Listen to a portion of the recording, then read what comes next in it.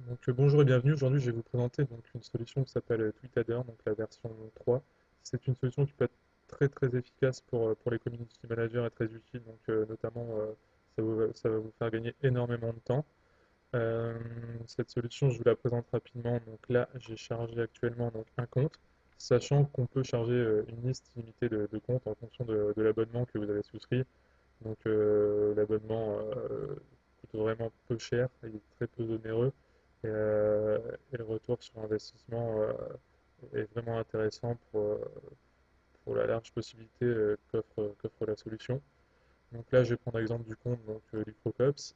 Je, euh, je suis sur l'interface qui va m'intéresser principalement. Donc c'est là où vous passerez le plus de temps. Une fois que vous avez paramétré votre clé d'activation, vos différents comptes, etc. Donc, les principaux onglets à connaître sont la follow list. La follow list, c'est ce que vous avez chargé en fonction de critères. Par exemple, vous avez choisi de suivre les abonnés de tel utilisateur. Vous avez fait des recherches en fonction des tweets postés sur un certain mot-clé, donc par exemple SEO, marketing, etc.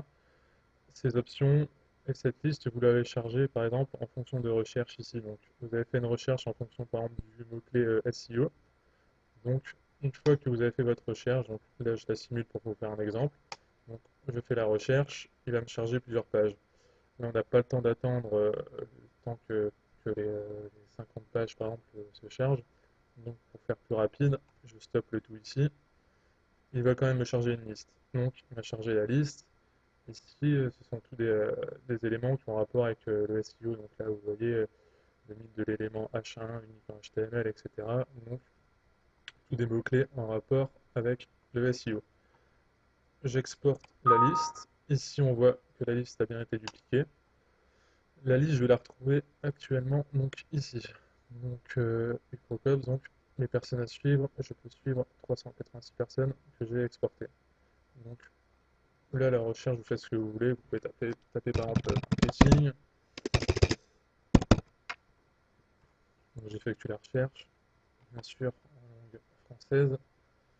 Là, je ne vais pas attendre que tout se charge, mais vous de votre côté, vous pouvez bien sûr attendre le temps que la cinquantaine de pages, voire moins, se charge, ou plus. Là, je stoppe le tout. Voilà une liste qui a été chargée. J'exporte, je sauve. Donc voilà, la liste a été dupliquée. Donc ça, c'est la première solution. Deuxième solution, c'est les followers of a user. Donc, c'est ce qui est suivi, donc c'est les personnes qui suivent un utilisateur. Donc, je mets le nom, par exemple, ici d'un utilisateur, je fais la recherche, et pareil, ensuite je clique sur Save All pour que la liste soit exportée et que je puisse les suivre par la suite. Après, les personnes suivies par un utilisateur, donc pareil, je tape ici le pseudo de la personne, j'effectue la recherche et je sauve le tout.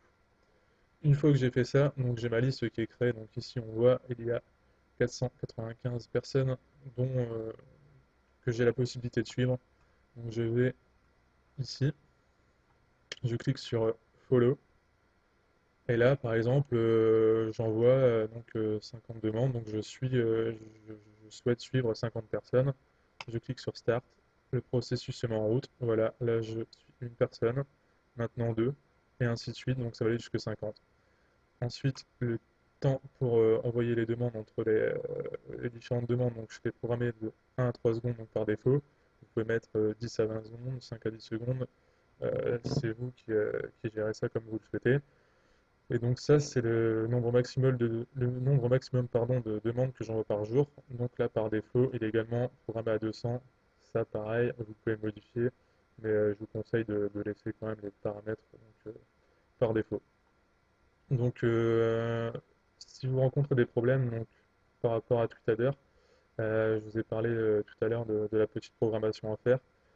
En effet, le souci, c'est que si vous êtes par défaut en HTTPS, le logiciel sera complètement, si vous voulez, obsolète. Vous aurez bien les demandes de suivi qui vont être envoyées, etc. Ça va être notifié que vous avez suivi autant d'utilisateurs à la journée, mais sur votre compte, vous verrez qu'il n'y a aucun changement. Donc, pour ce faire, vous allez sur votre profil Twitter,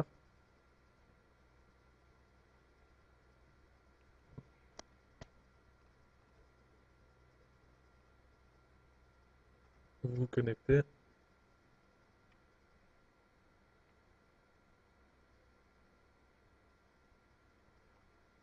ensuite vous allez dans les paramètres,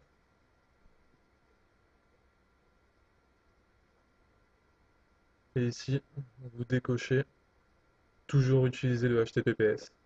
Ensuite, vous sauvegardez les modifications donc en rajoutant également votre mot de passe pour la sécurité. Vous retournez sur Tweetader et vous faites ce que je vous ai montré précédemment et là, normalement, vous ne rencontrez aucun problème. Donc la plupart du temps, quand vous rencontrez un problème, c'est généralement lié donc, à l'option HTTPS qui a été mise par défaut. Donc maintenant, vous avez les bases pour suivre directement des utilisateurs et vous faire gagner énormément de temps. Donc vous voyez qu'il y a possibilité donc, d'automatiser la solution. Vous voyez dans le tableau de bord, donc ça c'est tout ce qui peut être automatisé, follow, follow back, and follow, donc les personnes vous savez qui ne vous suivent pas, les flux RSS, les retweets, etc. Donc vous pouvez vraiment tout automatiser. Donc là je retourne sur le compte. Une dernière chose également donc, intéressante à programmer, donc, ce sont les messages de remerciement. Donc ici, vous pouvez directement ajouter votre message. Par exemple, merci de me suivre. Retrouvez mon site à l'adresse suivante.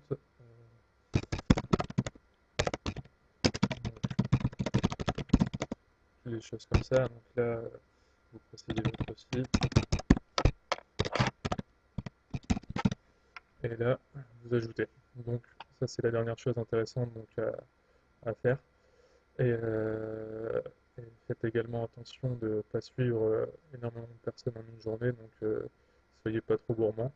Et vous verrez que la solution justement pour éviter ce problème, c'est qu'elle a, en fait, elle jongle avec différents systèmes. Donc ici, vous voyez avec Mozilla, donc, le Custom User Agent, donc, que vous pouvez également modifier.